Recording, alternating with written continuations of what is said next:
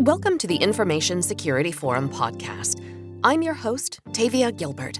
Jiu-jitsu as a martial art is the reason I'm passionate about it and why I got into it is because it's very similar to cybersecurity. You train for 10 to 15 years before you get your black belt, and then you really start to learn. That was Jeff Engle, veteran of the United States Army Special Operations Command and current Vice President and General Manager of Federal for United Data Technologies. In this episode of the ISF podcast, we bring you the second of 3 conversations with Jeff and ISF Managing Director Steve Durbin. Today, Jeff describes the importance of effective communication and knowing your audience when creating successful enterprise collaboration to combat cyber threats, as well as what he applies from his background as a Brazilian jiu-jitsu competitor to his corporate work. You talk about the management of risk. And one of the things that I'm reminded of is that at the ISF we've done quite a significant amount of work recently in terms of that quantification of risk. From a security standpoint, I think risk management has always been about the gut feel. You can look at the business impact, you can look at the threats, the vulnerabilities.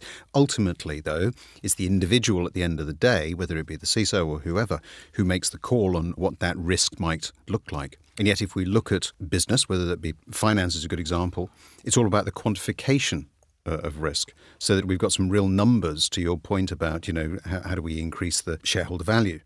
What will be the impact in terms of dollars, pounds, euros, whatever it might be, of making this decision? And if we were to invest in that level of security, what would be the impact on the business? And so one of the challenges that I've noticed is that there is this different language that is spoken, whether you're in the security world or whether you're in the business world. And so trying to bring those two together so that, yes, you can understand what each other is talking about, but more importantly, you can then take action that is meaningful to both sides, I think is one of the ways of going forward.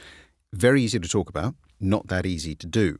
So again, I'm interested in your perspective as to how we might sort of, paper over some of those cracks. Yeah, so that's interesting you asked that because I've had the benefit of working with some people that are very good at translating security and risk management into dollars and cents. We've used things like, a modified Monte Carlo analysis to show the impact based on the value of loss or the cost to the company if there's a breach of PII or PHI, those types of things. And that definitely has an impact on the sales process for a managed security provider, right? Yep. You can show, hey, we're going to charge you X and the potential risk is Y. Then you can communicate more effectively, typically with the CFO at that point of an organization. We're talking kind of from my special operations experience perspective and also a political type of experience that I had, understanding you need to know the environment that you're in. Obviously, if you're going to be engaging with Afghan warlords, it's different than if you're talking to a Sunni tribal leader in Iraq. You have to approach it the same way when it comes to these security challenges. When you're talking to the CFO, you need to keep it dollars and cents. When you're talking to the IT director, you have to talk about how it's not going to either negatively impact the efficiency of the system or it's ultimately going to enhance the efficiency of the system. When you're talking to the CEO, the fact that they can use the enhanced cybersecurity that you've embraced or the risk reduction as a tool for sales. Really, I think the ability to translate all of that's not only critical for people that are on my side of the fence, essentially trying to help others doing it, but we want to see really high quality individuals rise up through the ranks within the organizations, they're going to have to be able to know their audience and have each of those conversations from their audience's perspective. Mm-hmm. In my world that I came from is, having an appropriate cover. If you go to a law firm in New York, the shoes you wear are important, even how much, wear is on the heel, because that's how they assess kind of where you sit within the political or within their organizational sphere. This is the same. If you're the security guy that's always saying, hey, you have to do this or we're going to get breached, then you're going to eventually be turned off, just like the alerts on a SIM when you have something that you get too many false positives. People who come in from a sociology perspective or they come in from a computer sciences background, they all need broader training in how to effectively communicate to the right audiences, how to engage and network and advocate for their position, how to sell. Even on the social sciences side of this, they need to understand more of the technical so they don't immediately lose credibility with the guy who's always trying to play stump the chump. So it's becoming more and more that a hybrid role that is really well suited for people with my background in special operations, because I can have the technical conversation to a degree and I can have the business conversation as needed. Also, I come with credibility when I say this is how you could be exploited, because I've done it. So I wouldn't say there are a lot of people like me, but I would say that the vast majority of people who have that type of background, if you give them enough of the tech and enough of the business, then they can come in and have a huge impact on the organization if the organization is open to it. Because I deal with prejudice just as much as a lot of other people in minority groups, right? There are a lot of people out there that look at former military and special operators as risk because they may have post-traumatic stress or those types of things, or they're not used to working with women.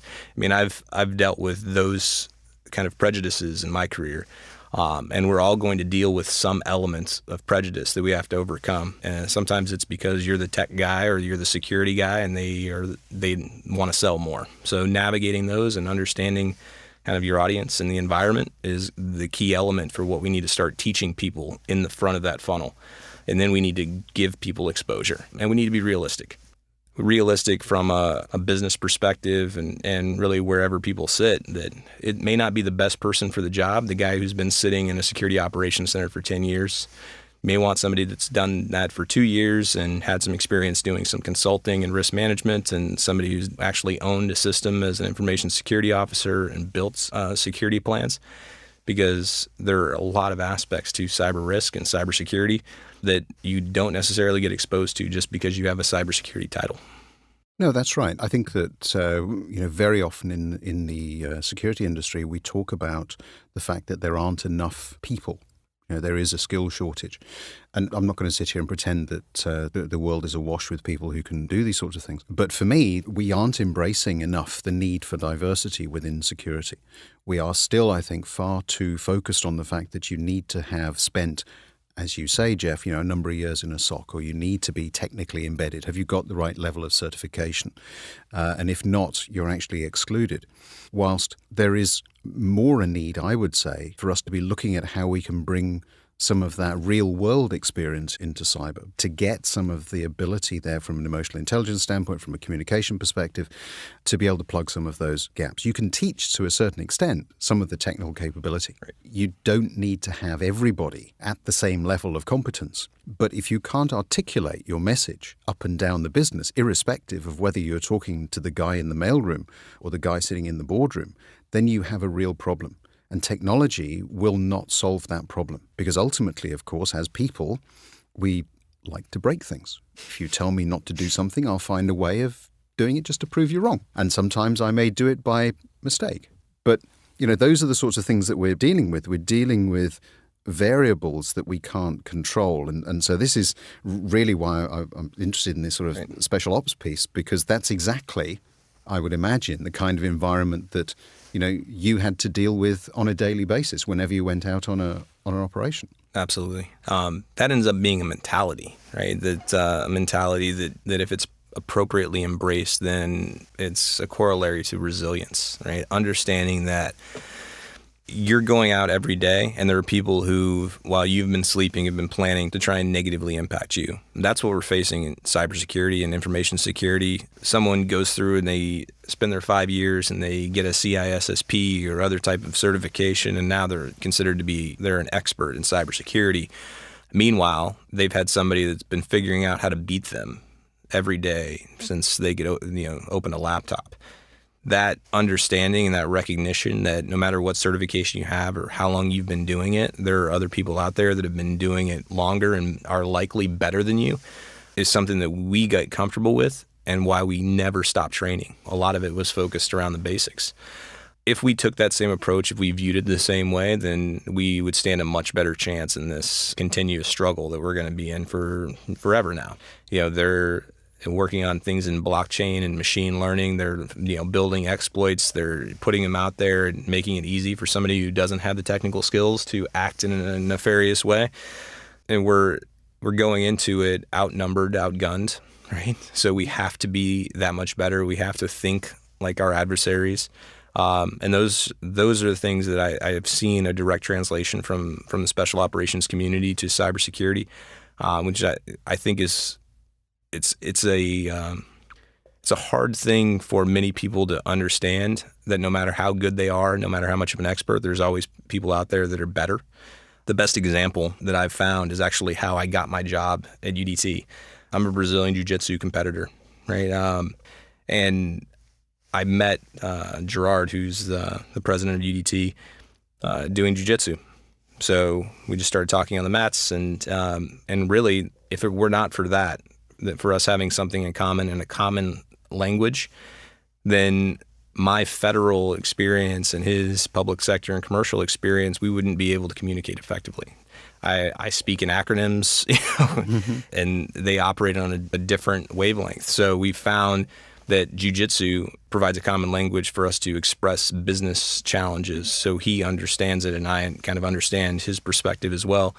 Jiu-jitsu as a martial art is the reason I'm passionate about it, and why I got into it is because it's very similar to cybersecurity. You train for 10 to 15 years before you get your black belt, and then you really start to learn, right?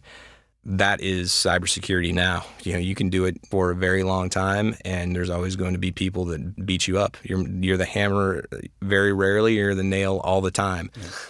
And that's the environment that we're in. If you think you raise your profile like, a Sony or a Yahoo, you're going to have people that are constantly looking for ways to exploit you. And with cloud technologies now, AWS and Microsoft and Google being prolific, there are people that have dedicated themselves now to just figuring out a way to embarrass them. That knowledge is something that's hard for people to live with typically. It's hard to know that there are people out there constantly trying to beat you. And if you recognize that and you can, you have the grit to work through it, then it causes, redoubling of efforts and focus, and the focus on the human element. You make sure that you're surrounded by people who have the same mentality, that they're going to fight until they can't anymore to protect what's important to them. Thanks for tuning in to the second of our 3-part series with Jeff Engle. Be sure to listen for our third and final episode, in which the conversation focuses on the responsibility leaders within an enterprise have to be proactive in maintaining security, what he considers to be a bigger threat than WMDs, and the pitfalls of social media. The human element of cyber and cybersecurity career, everyone's now in cybersecurity, right? Either they are a threat actor unknowingly, or they're a potential defender. We know you'll look forward to that conversation. In the meantime, for more resources for CISOs and anyone looking to enhance the security of their business, please visit securityforum.org. And we'd like to hear from you. If there's a topic you'd like us to cover, or someone you'd like us to interview, get in touch through our website or tweet us at Security Forum. Thanks for listening, and we'll be back with you next time.